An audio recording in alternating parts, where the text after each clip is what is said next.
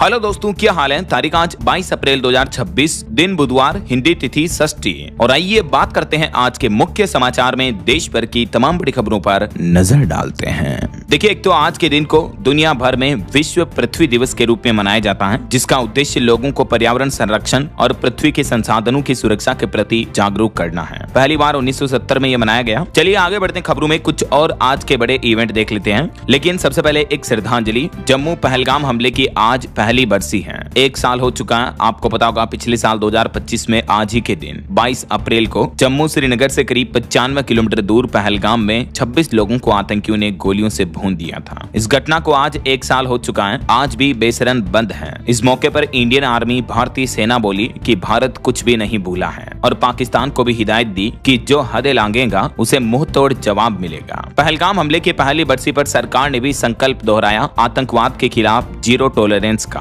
और 26 शहीदों को श्रद्धांजलि भी दी। इंडियन आर्मी ने ट्वीट करते हुए लिखा कि भारत भूलता नहीं। पहलगाम हमले की बरसी से पहले सेना ने पाकिस्तान को कड़ा संदेश दिया और ऑपरेशन सिंदूर को याद दिलाया। इंडियन आर्मी ने लिखा कि कुछ सीमाएं कभी लांघनी नहीं चाहिए। एक्स पर पोस्ट करते हुए इंडियन आर्मी का एक ट्वीट आप देख सकते हैं। पाकिस्तान को हिदायत दी कि some boundaries should never be crossed. Operation Sindoor की थीम में ये पोस्ट करके पाकिस्तान को चेतावनी दी गई। और पहलगाम हमले की बरसी से पहले सेना ने एक तस्वीर भी जारी की। बताया कि कैसे 100 दिनों के अंदर ढेर किए गए थे तीनों आतंकी। और आज इस बरसी के मौके पर सर्च ऑपरेशन, चप्पे चप्पे पर तैनाती और ड्रोन से निगरानी, कड़ी सुरक्षाएं की गई हैं। जम्मू कश्मीर में पूरा हाई अलर्ट घोषित कर दिया है। इस घटना से पीड़ित परिवारों का कहना है कि यह जख्म जिंदगी भर नहीं भरेगा। आज भी नम है पीड़ित परिवारों की आंखें। पहलगाम हमले की बरसी से पहले इनका दर्द छलका। तो दोस्तों, पहलगाम हमले में जान गंवाने वाले सभी परिवारों के प्रति शोक संवेदना और उन सभी के लिए श्रद्धांजलि। चलिए आगे बढ़ते हैं अपन खबरों में। देखिए, अगला अपडेट राजस्थान के किसान भाई लोगों के लिए अच्छी खबर है। आज 22 अप्रैल को मिलेगी मुख्यमंत्री किसान सम्मान निधि योजना की छठी किस्त। राजस्थान के मुख्यमंत्री भजन लाल शर्मा आज छठी किस्त जारी करेंगे। जोधपुर में एक राज्य स्तरीय समारोह का आयोजन होगा। इस दरमियान राज्य के 66 लाख से भी ज्यादा किसानों के बैंक खातों में 665 करोड़ रुपए से भी ज्यादा की धनराशि भेजी जाएगी। 1-1 हजार रुपए 3 किस्तों के रूप में दिए जाते हैं, यानी सालाना 3-3 हजार रुपए दिए जाते हैं। राजस्थान सरकार द्वारा प्रधानमंत्री किसान सम्मान निधि मिलने वाले सभी किसानों को ये राज्य सरकार की तरफ से अलग से फायदा दिया जाता है। वहीं आज 22 अप्रैल को हरियाणा के गुरुग्राम में होगी हरियाणा सरकार की कैबिनेट मीटिंग। पावर सेंटर के रूप में स्थापित होगा साइबर सिटी। और खबर है हिमाचल प्रदेश के ऊना को मिलेगा आज प्रदेश का पहला ऑटोमेटिव ड्राइविंग टेस्ट ट्रैक व ट्रैफिक पार्क भी। उप मुख्यमंत्री आज 22 अप्रैल को इसका उद्घाटन करेंगे। वहीं देखिए, बिहार में उपेंद्र कुशवाहा आज 22 अप्रैल को धिक्कार मार्च निकालेंगे। महिला आरक्षण बिल को लेकर हल्ला बोल होगा और बिहार के सभी जिला मुख्यालयों में मार्च निकालने का ऐलान किया है। जो सदन में महिला आरक्षण के खिलाफ विपक्ष का विरोध देखने को मिला, तो इसको लेकर ये आज बिहार के सभी जिलों में विरोध प्रदर्शन किया जाएगा। और स्टूडेंट के लिए अपडेट है, यूपी होमगार्ड लिखित भर्ती परीक्षा के लिए आज से एडमिट कार्ड डाउनलोड कर पाएंगे। उत्तर प्रदेश पुलिस भर्ती को लेकर ये नोटिफिकेशन भी जारी हो चुका है। ये एग्जाम 25 से 27 अप्रैल तक होंगे। फिर वहीं यूपी लखनऊ से हज यात्रियों की पहली उड़ान भी आज 22 अप्रैल को शुरू होगी। 427 यात्री होंगे रवाना। और आज 22 अप्रैल को खुलेंगे उत्तराखंड केदारनाथ धाम के कपाट भी। महाशिवरात्रि के मौके पर ये कपाट खोलने की तारीख की घोषणा की गई थी। पिछले साल 2025 के मुकाबले इस बार 10 दिन पहले ही केदारनाथ की यात्रा शुरू होने जा रही है। और ये देखिए तस्वीरें, कपाट खुलने से पहले 51 क्विंटल फूलों से सजाया जा रहा केदारनाथ का मंदिर। आज कपाट खुलने के कार्यक्रम में उत्तराखंड के मुख्यमंत्री पुष्कर सिंह धामी भी शामिल होंगे। आज सुबह 8 बजे ये कपाट खुल जाएंगे। वहीं युवाओं के लिए नौकरी का मौका है। बिहार में आज 22 अप्रैल को जॉब कैंप यानी रोजगार मेला आयोजित होने जा रहा। बिहार आरा के भोजपुर जिला नियोजनालय में ये 1 दिवसीय जॉब कैंप लगने जा रहा है। बिहार छपरा में भी आज 22 अप्रैल को रोजगार मेला लगेगा, तो युवाओं के लिए नौकरी पाने का सुनहरा मौका होगा। वहीं रेल यात्रियों के लिए भी अच्छी खबर है। बिहार से लेकर उत्तर प्रदेश, पश्चिम बंगाल तक का सफर आसान होगा। आज 22 अप्रैल से चलेगी गोमती नगर कोलकाता स्पेशल ट्रेन, जिसका 24 स्टेशनों पर स्टॉपेज होगा।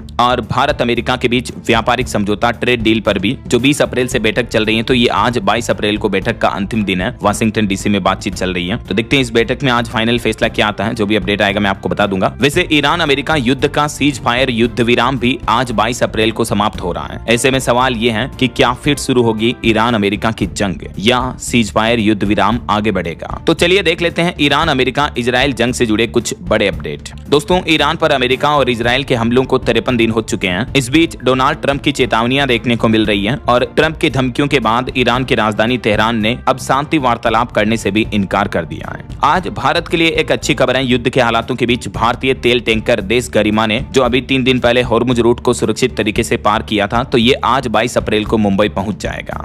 इसमें कच्चा तेल क्रूड ऑयल आ रहा है और भले ही आज युद्ध विराम खत्म हो रहा हो, लेकिन ईरान ने तो अब अमेरिका के साथ बातचीत करने से सीधा इनकार कर दिया है। तो इस मुद्दे पर भी ट्रंप भड़क गए। उन्होंने कहा कि अभूतपूर्व समस्याओं का सामना करना पड़ेगा ईरान को।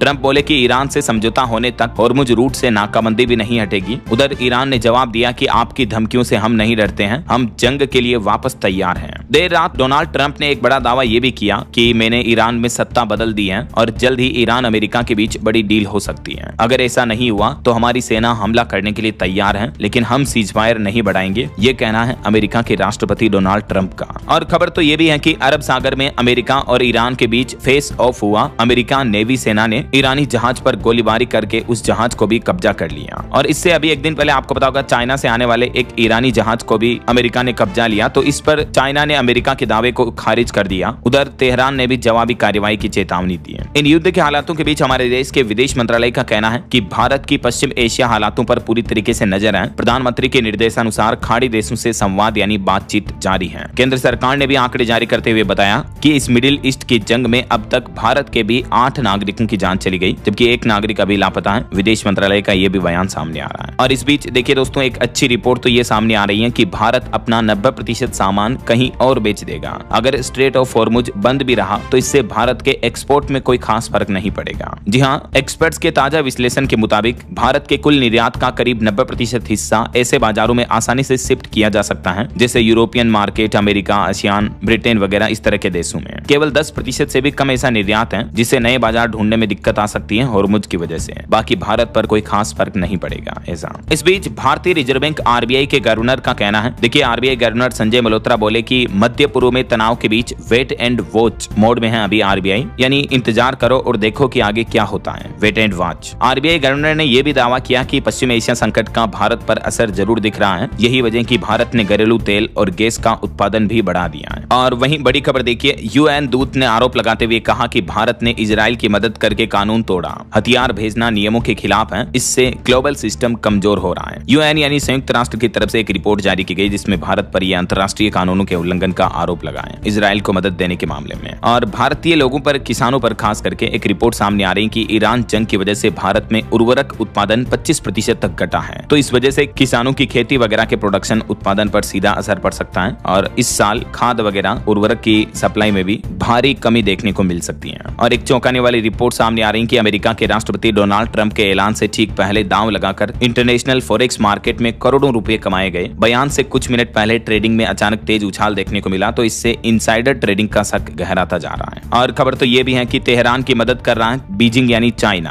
अमेरिका और ईरान तनाव के बीच निक्की हेली जो कि एक पूर्व अमेरिकी राजदूत हैं, उन्होंने चीन पर यह गंभीर आरोप लगाते हुए कहा कि चाइना इनडायरेक्टली ईरान की मदद कर रहा है इस जंग में। और जंगी हालातों के बीच भारत सरकार का कहना है कि क्रूड ऑयल की कीमतों में उतार चढ़ाव के बावजूद हमारे देश में पेट्रोलियम पदार्थों की आपूर्ति सामान्य है, तो आम नागरिक, देश के आम लोग पैनिक ना हो, फिलहाल चिंता की कोई बात नहीं है, ऐसा ये कहना है पेट्रोलियम मंत्रालय की सुजाता शर्मा का। तो ये तो कुछ जंग के हालात चल रहे हैं। और चलिए आगे बढ़ते हैं अपन खबरों में। देखिए आप अगली खबर, भारत का नया प्लान, प्रज्ञा सिस्टम के जरिए सैटेलाइट से रियल टाइम निगरानी रहेगी। भारत का तीसरा नेत्र, थर्ड आई बनेगा ये नया प्रज्ञा सिस्टम। देश की आंतरिक सुरक्षा का पूरा सिस्टम नक्शा ही बदलने वाला है। दरअसल भारतीय सुरक्षा व्यवस्था को मजबूत करने के लिए गृह मंत्रालय को प्रज्ञा सैटेलाइट इमेजिंग सिस्टम मिल गया है, जो कि डीआरडीओ द्वारा विकसित किया गया है। ये स्वदेशी रियल टाइम डेटा के जरिए देश की आंतरिक सुरक्षा को बढ़ावा देगा, नई ऊंचाइयां देगा। एआई तकनीक से आधारित है ये सिस्टम, तो इससे हमारे देश की इंटरनल सिक्योरिटी और मजबूत होगी। देख सकते हैं आप इसके बारे में डिटेल भी, आखिर कैसे काम करता है ये डीआरडीओ द्वारा विकसित एआई बेस्ड प्रज्ञा सिस्टम। और इससे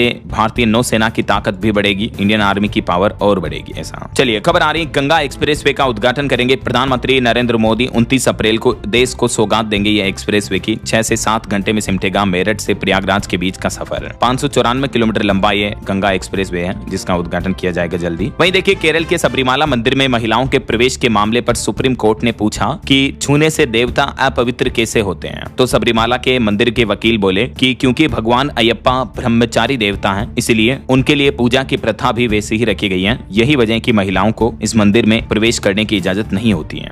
तो इस केस के बीते दिन सुनवाई हुई सुप्रीम कोर्ट में और सुप्रीम कोर्ट ने यह भी कहा कि सरकार धार्मिक परंपरा रोके तो हमें जांच का अधिकार है। सबरीमाला केस में सुप्रीम कोर्ट ने कहा कि हमारी भी कुछ सीमाएं हैं, लेकिन हम नहीं तो फिर कौन रोकेगा। तो अभी तो वापस इस मुद्दे पर सुनवाई होनी है, फाइनल फैसला देखते हैं सुप्रीम कोर्ट की तरफ से क्या दिया जाता है। वहीं खबर है सुप्रीम कोर्ट ने यूएपीए और नारकोटिक्स के मामलों के लिए भी विशेष अदालतें बनाने का सुझाव दिया सरकार को, ताकि इस तरह के नशे से संबंधित मुकदमों को जल्दी से निपटाया जा सके। और बड़ी खबर देखिए दोस्तों, राजधानी दिल्ली में नकली इनो और नेस्कैफे कॉफी वगैरह इस तरह के बनाने के प्रोडक्ट की फैक्ट्री का भंडाफोड़ हुआ। 20 लाख का माल जब्त किया गया। 4 आरोपी भी गिरफ्तार किए जा चुके हैं। और खबर है मौसम विभाग की चेतावनी देखिए, लू से सावधान रहें। भारतीय मौसम विज्ञान विभाग ने देश के आम नागरिकों के लिए एडवाइजरी जारी की और कहा कि गर्मी में सूती कपड़े पहने, बासी भोजन न खाएं, शराब पीने से बचें। ये आदतें आपको ज्यादा बीमार कर सकती हैं गर्मी के मौसम में। ऐसा आगे मैं आपको बताऊंगा और भी पूरे मौसम समाचार विस्तार से, किन किन राज्यों में लू वगैरह का अलर्ट है। फिलहाल देखिए अगली खबर, जल्द ही हमारे देश में 100% इथेनॉल से चलेगी गाड़ियां। देश के परिवहन मंत्री नितिन गडकरी ने बनाया बड़ा मास्टर प्लान। उन्होंने कहा कि ऊर्जा के लिए अब स्वदेशी राह ही एकमात्र विकल्प है, क्योंकि अभी पश्चिम एशिया का संकट चल रहा और भारत करोड़ों रुपयों का तेल आयात करता है। तो इन सब खर्चों को कम किया जाए और 100% इथेनॉल से गाड़ियों को चलाया जाए, जो भारत में ही बनेगा। ऐसा वहीं खबर देखिए, दक्षिण कोरिया के राष्ट्रपति जो अभी भारत दौरे पर आए हुए हैं, ली, और उनके साथ प्रधानमंत्री नरेंद्र मोदी ने दिल्ली में एक पेड़ मां के नाम अभियान के तहत पौधारोपण भी किया। खबर है दिल्ली पुलिस ने पाकिस्तानी अपराधी मॉड्यूल के भी 2 सदस्यों को गिरफ्तार किया। दिल्ली पुलिस की स्पेशल सेल ने ये बड़ी खुफिया कार्रवाई करते हुए आतंकवाद के खिलाफ 2 युवा गुर्गों को अरेस्ट किया है। चलिए अगली खबर देखिए, बिहार के पूर्व मुख्यमंत्री नीतीश कुमार के बेटे निशांत कुमार 3 मई से बिहार यात्रा पर निकलेंगे। संजय झा बोले कि आगे की रणनीति पार्टी तय करेगी। वैसे बिहार में अब श्रवण कुमार बने जेडीयू विधायक दल के नेता। नीतीश कुमार ने उनको सौंपी जिम्मेदारी। 3 दिन पहले उनकी सुरक्षा भी बढ़ाई गई। चलिए कुछ और पॉलिटिक्स राजनीति से जुड़े अपडेट देख लेते हैं फटाफट से। देखिए बीते दिन कांग्रेस अध्यक्ष मल्लिकार्जुन खड़गे ने उल्टे सीधे बयान में कहा कि मोदी तो आतंकवादी हैं, लेकिन बाद में उन्होंने सफाई देते हुए कहा कि मैंने ऐसा नहीं बोला, मेरा मतलब था मोदी लोगों और विपक्षी पार्टियों को डराते धमकाते हैं। तो खड़गे के इस बयान के बाद काफी विवाद मच गया। भाजपा ने कहा कि ये जुबान फिसलना नहीं बल्कि सोची समझी साजिश है। इधर कांग्रेस ने भी प्रधानमंत्री नरेंद्र मोदी के खिलाफ विशेषाधिकार हनन का नोटिस जारी किया। आरोप लगाया कि राष्ट्र के नाम संबोधन में विपक्षी सांसदों के वोट पर सवाल उठाए गए। उन्होंने चुनाव आयोग से कार्रवाई की भी मांग की है। और वहीं बिहार पूर्णिया के पूर्व सांसद का महिलाओं को लेकर एक बड़ा ही घटिया बयान देखने को मिला। पप्पू यादव ने कहा कि 90% महिलाएं बिना कमरे में जाए राजनीति नहीं कर सकती हैं। तो उनके इस बयान पर महिला आयोग ने उनको नोटिस भी जारी किया। इधर हिमाचल प्रदेश में भी 51 शहरी निकायों में चुनाव की तारीखों का ऐलान हो चुका है। 17 मई को अगले महीने मतदान होंगे, जिनकी मतगणना 31 मई से पहले पूरी हो जाएगी। वहीं तमिलनाडु पश्चिम बंगाल में भी चुनाव प्रचार थम चुका है। मतदान कल 23 अप्रैल को होगा यहाँ। तो ये तो कुछ राजनीति के अपडेट चल रहे हैं। और चलिए आगे बढ़ते हैं खबरों में। देखिए आप अगला अपडेट, दुनिया की दिग्गज टेक कंपनी एप्पल को मिला नया सीईओ।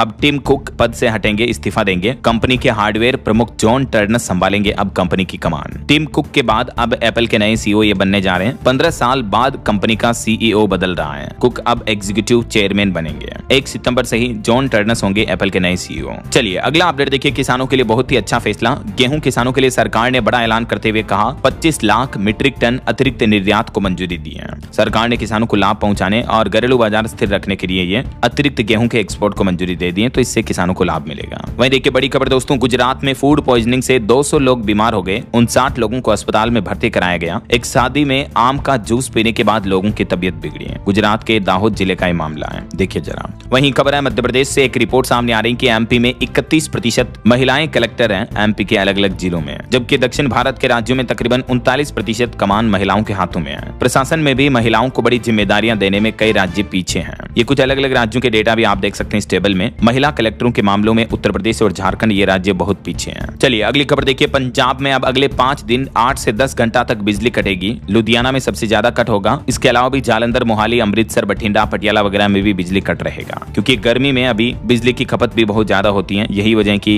पंजाब में लोगों को अगले 5 दिन लंबे बिजली कट झेलने पड़ सकते हैं। पावरकॉम PSPCL की तरफ से ये नोटिस भी जारी किया गया है। चलिए खबर देखिए, राजस्थान के बाड़मेर में जो पचपदरा रिफाइनरी में आग लगने की घटना हुई थी एक दिन पहले, आपको पता होगा। तो यहाँ मुख्यमंत्री भजनलाल शर्मा पहुंचे, निरीक्षण किया। जहां आग लगी वहां भी गए। तकरीबन 2.5 घंटे तक भजनलाल शर्मा ने अपने इस दौरे के दौरान यहाँ अफसरों से बातचीत की, चर्चा की।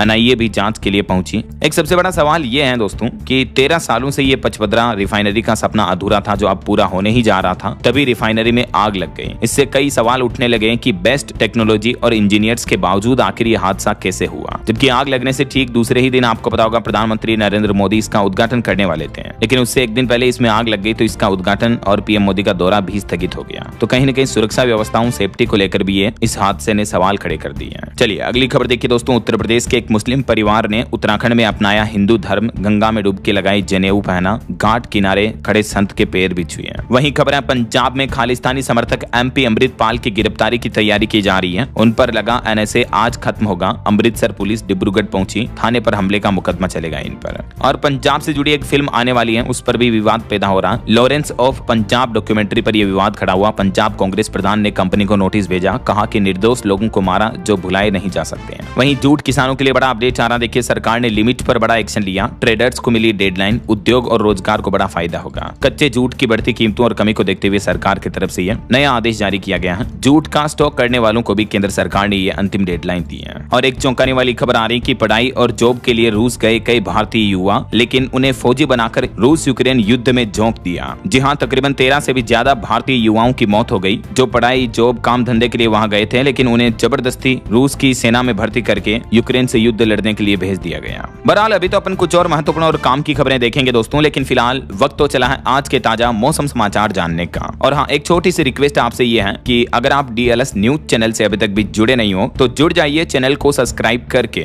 बेल आइकन जरूर दबा दीजिए और इस वीडियो पर एक लाइक और शेयर भी कर देना, ताकि आपको रोजाना की ताजा खबरें, महत्वपूर्ण मुख्य समाचार, काम के न्यूज अपडेट सबसे पहले आपके मोबाइल पर मिलते रहेंगे। ओके, और चलिए बिना टाइम वेस्ट किए सीधा आगे बढ़ते हैं मौसम अपडेट में। तो देखिए, मौसम विभाग की तरफ से चेतावनी निकल कर आ रही कि घरों में रहें। अगले 48 घंटों तक देश भर के कई राज्यों में भयंकर लू और भीषण गर्मी का अलर्ट जारी हुआ। खास करके उत्तर भारत में लू का प्रचंड कहर देखने को मिल रहा है। दिल्ली, यूपी, बिहार, इन राज्यों के लिए तो हाई अलर्ट है। राजस्थान में तो मानो आसमान से आग बरसेगी, इतनी भयंकर गर्मी पड़ेगी। मध्य प्रदेश में भी देखिए, पहली बार रात में भी लू का अलर्ट जारी हुआ। महाराष्ट्र, छत्तीसगढ़ में ट्रैफिक पुलिस वालों की ड्यूटी का समय भी बदला गया बढ़ती गर्मी के बीच, और अब मजदूर भी दोपहर में काम नहीं करेंगे। कई राज्यों में प्रशासन ने यह भी निर्देश जारी किया है। देश भर के मैदानी राज्यों में तेज गर्मी का दौर जारी है। कुछ अलग अलग राज्यों के मौसम की स्थितियां देखिए आप। राजस्थान में अधिकांश जिलों में हीट वेव की चेतावनी। कोटा सबसे गर्म इलाका चल रहा। बाड़मेर में तो रात का तापमान भी 30 डिग्री के करीब पहुंच चुका है। इधर MP की बात करें तो मध्य प्रदेश में भी तेज गर्मी के चलते मेहर में तो 5वीं तक के स्कूल भी बंद कर दिए हैं। भोपाल समेत 9 शहरों में वार्म नाइट का भी अलर्ट जारी हुआ। इंदौर, ग्वालियर में पारा 42 डिग्री के पार चल रहा है। उत्तर प्रदेश के भी कई जिलों में तो तापमान 44 डिग्री तक पहुंच चुका है। आगरा ताजमहल में घूमने आए कुछ पर्यटक बेहोश होकर गिर गए, इतनी भयंकर गर्मी पड़ रही। अगले 4 दिन और भीषण गर्मी पड़ेगी।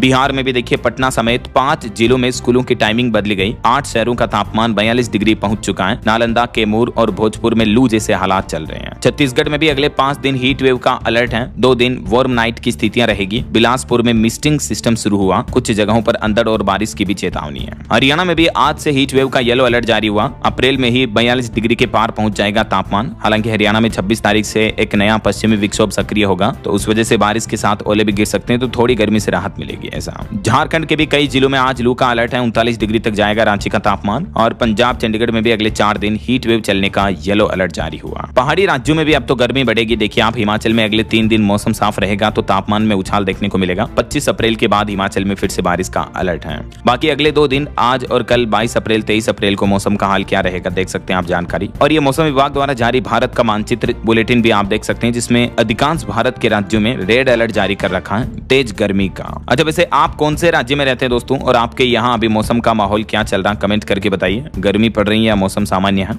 आपके राज्य और जिले का नाम कमेंट में लिखिएगा जरूर। चलिए फिलहाल सीधा आगे बढ़ते हैं खबरों में। देखिए, कुछ मार्केट अपडेट्स पर नजर डाल लेते हैं। तो आखिरकार बीते दिन भारतीय शेयर बाजार में तेजी देखने को मिली। सेंसेक्स 753 अंक चढ़कर 79,273 पर पहुंचा। निफ्टी 50 में भी 212 अंक की तेजी रही। वहीं खबर आ रही कि अडानी पावर के शेयर पिछले 13 दिन में करीब 40% तक उछले हैं। और मार्केट रेगुलेटर सेबी के पैनल ने NSE के को लोकेशन मामले के सेटलमेंट को भी मंजूरी दी। और UN का अनुमान है कि भारत की विकास दर इस वित्त वर्ष में 6.4% तक रहने का अनुमान है। 2027 में और तेजी रहेगी। वहीं उदय की नई पहल देखिए, अब बिना इंटरनेट के भी आधार वेरिफिकेशन हो पाएगा। 100 से ज्यादा कंपनियां उदय के नए सिस्टम से जुड़ चुकी हैं ऑफलाइन वेरिफिकेशन के लिए। सोना चांदी के भाव पर खबर है, मामूली बदलाव देखने को मिला। सोना 59 रुपए बढ़कर 1,52,000 रुपए प्रति 10 ग्राम पर चल रहा है। चांदी 612 रुपए सस्ती हुई 2.5 लाख पर चल रही है अभी वापस। बाकी अलग अलग कैरेट के हिसाब से गोल्ड का प्राइस आप देख सकते हैं। चलिए आगे बढ़ते खबरों में। देखिए आप, अगली खबर, हिमाचल प्रदेश सरकार की नई पहल। हिमाचल कांग्रेस में काम करो या पद छोड़ो पॉलिसी लागू की गई है। पदाधिकारियों के काम की मॉनिटरिंग होगी। 3 जोन में मूल्यांकन होगा। रेड जोन वाले पदाधिकारियों को पद से हटाया जाएगा ऐसा। और एक रिपोर्ट देखिए कि आखिर किस राज्य के लोगों ने छतों पर सबसे ज्यादा सोलर पैनल लगवाए हुए हैं। वैसे तो भारत में अब धीरे धीरे सौर ऊर्जा का क्रेज बढ़ रहा है। लोग महंगे बिजली बिल से छुटकारा पाने के लिए रूफटॉप सोलर लगा ही रहे हैं। लेकिन राज्यों की बात करें तो गुजरात, महाराष्ट्र और राजस्थान, ये राज्य इस मामले में सबसे अग्रणी हैं। राजस्थान में तकरीबन 1.5 लाख से भी ज्यादा उपभोक्ताओं का बिजली बिल शून्य हो चुका है और 1185 करोड़ की सब्सिडी भी मिली है अब तक लोगों को।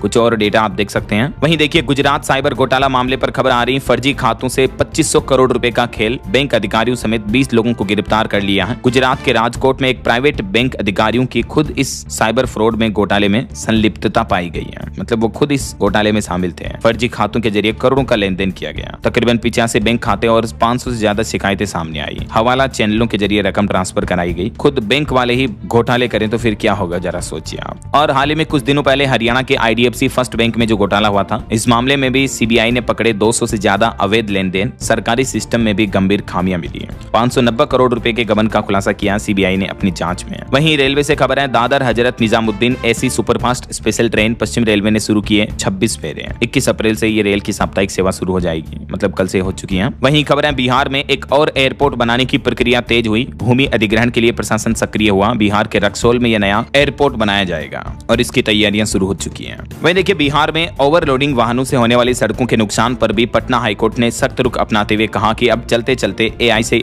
चालान कटेगा, इस तरह का सिस्टम शुरू किया जाएगा। ओवरलोडिंग वाहनों से सड़कों और पुलों को हो रहे नुकसान पर पटना हाईकोर्ट के मुख्य न्यायाधीश ने सख्त कार्रवाई करते हुए राज्य में लागू किए जा रहे AI आधारित वे इन मोशन सिस्टम की प्रगति की समीक्षा की और हाईकोर्ट की खंडपीठ ने संकेत दिया कि यह तकनीक अगर प्रभावी सिद्ध होती है तो जल्द इसे पूरे राज्य भर में लागू किया जाएगा। इस मामले की अगली सुनवाई 12 मई को होगी। और एक श्रद्धांजलि, राज्यसभा के पूर्व सांसद डॉक्टर गोपाल राव पाटिल का निधन हो गया। ईश्वर उनकी आत्मा को शांति दे। वहीं इजराइल लेबनान जंग पर बड़ा खुलासा सामने आ रहा है। इजराइल ने दावा किया कि हिजबुल्लाह ने साउथ लेबनान में सैनिकों पर फायरिंग करके सीजफायर तोड़ा है, तो अब हम भी कार्रवाई करेंगे। इधर ईरान का कहना है कि हमारे डेलीगेशन को पाकिस्तान भेजने को लेकर अभी तक कोई फैसला नहीं लिया गया है। दरअसल आपको पता होगा, अमेरिका एक बार फिर से पाकिस्तान के इस्लामाबाद में ईरान के साथ बातचीत करना चाहता है, लेकिन इस शांति वार्तालाप पर ईरान ने अभी तक चुप्पी नहीं तोड़ी। जबकि अमेरिका के उपराष्ट्रपति JD वेंस एक दिन पहले ही पाकिस्तान पहुंच चुके हैं, लेकिन ईरान ने कोई डेलीगेशन नहीं भेजा वहां बातचीत करने के लिए।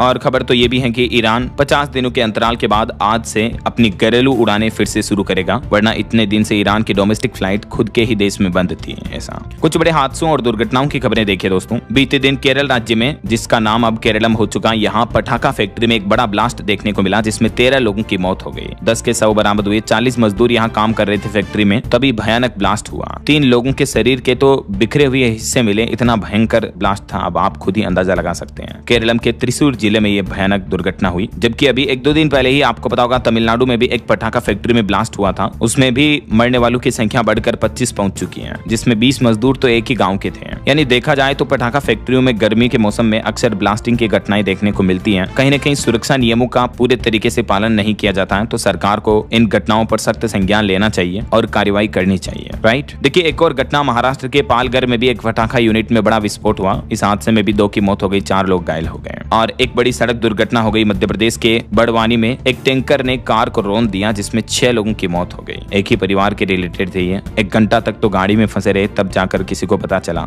एक शादी फंक्शन की बारात से लौटते समय ये बड़ा हादसा हुआ। चलिए कुछ इंटरनेशनल न्यूज अपडेट देखिए आप। नेपाल के लोग फिर सड़कों पर उतरे। नई सरकार बनने के बाद उसकी पॉलिसियां भी नेपाली युवाओं को समझ नहीं आ रही हैं। एक तो भारत पर जो सीमा शुल्क लगाया, उस शक्ति के खिलाफ जोरदार प्रदर्शन किया नेपाल में युवाओं ने। विपक्षी दलों ने बालेन के फैसले को अघोषित नाकाबंदी बताया। वहीं खबर है, भारत अमेरिका के बीच ट्रेड डील वार्तालाप भी दोबारा शुरू हो चुकी हैं और रक्षा मंत्री राजनाथ सिंह भी 7 साल बाद जर्मनी पहुंचेंगे जल्दी। इस दरमियान भारत जर्मनी के बीच कई रक्षा समझौतों को लेकर साझेदारी बन सकती है। स्टिल्थ पनडुब्बी डील पर भी मुहर लग सकती है। रक्षा मंत्री राजनाथ सिंह के मिशन जर्मनी एजेंडे में 80,000 करोड़ की डील भी शामिल हो सकती है। 23 अप्रैल तक वो अपने जर्मनी के दौरे पर 21 तारीख कल से रवाना हो चुके हैं। वहीं खबर है, जापान अब दूसरे देशों को भी घातक हथियार बेचेगा। 50 साल बाद जापान ने अपनी नीति में बदलाव किया। ऑस्ट्रेलिया के साथ भी $7 अरब का समझौता किया है। और देखिए, अमेरिकी उपराष्ट्रपति के पाकिस्तान दौरे की एक तस्वीर भी वायरल हो रही है। JD वेंस के साथ पाकिस्तान में दिखा विवादित कारोबारी। नॉर्वे के भगोड़े उमर जहूर की मौजूदगी पर विवाद पैदा हुआ। और यूरोपीय देश बुल्गारिया में भी नए प्रधानमंत्री बने रूमेन, जो कि फाइटर जेट उड़ाने के भी शौकीन है। हेल्थ फिटनेस को लेकर भी अवेयर है। चलिए अगली खबर देखिए। रेलवे यात्रियों को एक और बड़ा तोहफा। बंगाल, झारखंड से गुजरात, महाराष्ट्र और तेलंगाना के लिए भी चलेगी 10 स्पेशल ट्रेनें। गर्मी में यात्रियों की सुविधा बढ़ाने के लिए रेलवे का प्लान है। वहीं उत्तर प्रदेश में 69,000 शिक्षक भर्ती मामले में अभ्यर्थियों का आंदोलन शुरू होगा आज बुधवार को। अलर्ट मोड पर आया प्रशासन। कई प्रदर्शनकारियों को पहले से ही हाउस अरेस्ट करने की भी खबर है। और पश्चिम बंगाल में चुनाव से पहले ECI यानी इलेक्शन कमीशन ऑफ इंडिया चुनाव आयोग ने नया फरमान जारी किया। कहा कि पहले चरण के मतदान से पूर्व मोटरसाइकिलों के उपयोग पर रोक लगा दी गई है। बाइक रैलियां वगैरह नहीं निकाल पाएंगे ऐसा। और उत्तर प्रदेश में सचिवालय में भी बड़ा फेरबदल बदल किया गया, 17 विशेष सचिव और 13 संयुक्त सचिवों का तबादला हुआ। वहीं भारतीय रिजर्व बैंक आरबीआई की एक नई पहल देखिए, एक्सपायर्ड कार्ड की टेंशन खत्म हुई। अब नहीं रुकेंगे आपके ओटीटी और बिजली के बिल। अब अगर आपका credit card, debit card expire हो जाता है तो दोबारा जारी होने पर पुराने ई मैंडेट ऑटो पेमेंट अपने आप नए कार्ड पर शिफ्ट हो जाएंगे। साथ ही बीमा और म्यूचुअल फंड जैसे बड़े भुगतानों के लिए भी बिना ओटीपी की सीमा बढ़ाकर 1 लाख रुपए तक कर दी गई है। तो रिजर्व बैंक ने कार्ड में स्ट्रक्चर ऑटो पेमेंट सिस्टम में यह बड़ा बदलाव किया है। वहीं देखिए, रक्षा क्षेत्र में भारत की नई छलांग, बीईएमएल को मिला 590 करोड़ का ऑर्डर, बारूदी सुरंगों का काल बनेगी ट्रोल असेंबली।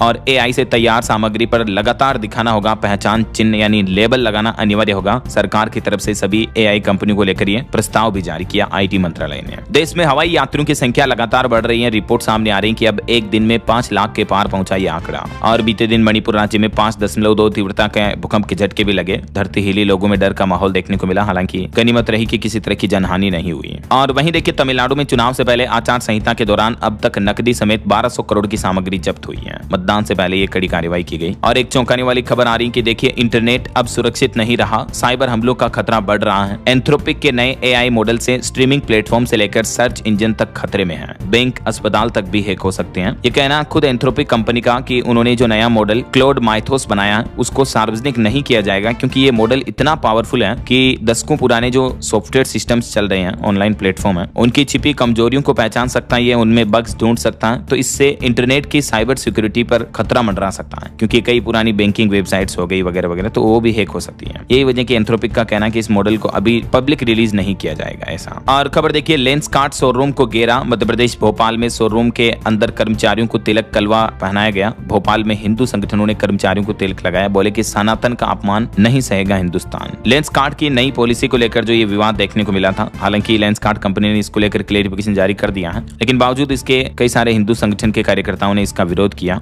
वहीं खबर है, आज 22 अप्रैल को सड़कों पर उतरेगा रालोमो भी। महिलाओं के अधिकार को लेकर महागठबंधन के खिलाफ धिक्कार मार्च निकाला जाएगा राष्ट्रीय लोक मोर्चा के द्वारा। और झारखंड सरकार का एक बड़ा फैसला देखिए दोस्तों, 20 लाख रुपए तक का टेंडर अब स्वयं कर सकेगा नेतरहाट स्कूल प्रबंधन। वहीं खबर है, राष्ट्रपति द्रौपदी मुर्मू ने उड़ीसा को बड़ी सौगात दी। 158 करोड़ की परियोजनाओं का लोकार्पण किया। वो अभी उड़ीसा दौरे पर हैं। और बिहार के मेडिकल कॉलेजों की अब हर महीने 5 बार होगी जांच, 4 नियमित और 1 औचक निरीक्षण अनिवार्य होगा। बिहार की नई सरकार ने यह आदेश जारी किया है। राजधानी दिल्ली में अब पेड़ों की अवैध कटाई करने वालों की खेर नहीं। रेखा गुप्ता सरकार ने डीपीटीए की धारा 33 के तहत नई एसओपी जारी की है और कहा कि पेड़ों की अवैध कटाई या क्षति पहुंचाने वालों पर सख्त कार्रवाई होगी। वहीं देखिए, हिमाचल प्रदेश के पथ परिवहन निगम एचआरटीसी में 1000 डीजल बसों को बाहर किया जाएगा। इनकी जगह इलेक्ट्रिक बसों को शामिल किया जाएगा। 1500 करोड़ रुपए से बसें खरीदी जाएगी। हिमाचल की सुक्खू सरकार ने बजट की घोषणा के बाद अब ये प्रस्ताव भी भेजा है। और खबर है, उत्तराखंड ऋषिकेश एम्स का 6ठा दीक्षांत समारोह कल 23 अप्रैल को होगा, जिसमें उपराष्ट्रपति मुख्य अतिथि होंगे। वहीं हरियाणा में अनाधिकृत निर्माण तोड़ने के खिलाफ अब ऑनलाइन भी कर सकेंगे अपील। दफ्तरों के चक्कर काटने का झंझट खत्म हुआ। हरियाणा सरकार की तरफ से ये नई सुविधा शुरू की गई है। और उत्तर प्रदेश के ये एक चोर की अनोखी खबर देखिए आप। नोएडा का सूट बूट वाला चोर जो शादी में जाकर रुपयों से भरा बैग उड़ा लिया और आराम से शादी में खाना खाया मेहमानों के साथ और फरार हो गया। इस पूरी घटना का वीडियो सीसीटीवी में कैद हो गया, देख सकते हैं आप। यूपी के कुछ और अपडेट देखिए दोस्तों। उत्तर प्रदेश में पुरुषों को 1-1 लाख और महिलाओं को 2-2 लाख रुपए मिलेंगे। बंधुआ श्रम खत्म करने के लिए यूपी की योगी सरकार ने यह नया प्लान तैयार किया है। जल्द ही इसको लेकर ऑफिशियली योजना की घोषणा की जाएगी, तो अपडेट में आपको बता दूंगा। और वहीं खबर है, उत्तर प्रदेश बना सोलर हब। यूपी नोएडा का पीएम सूर्य घर पोर्टल लॉन्च हुआ। आवेदन से भुगतान तक की अब ऑनलाइन ट्रैकिंग होगी इस ऑनलाइन पोर्टल के माध्यम से।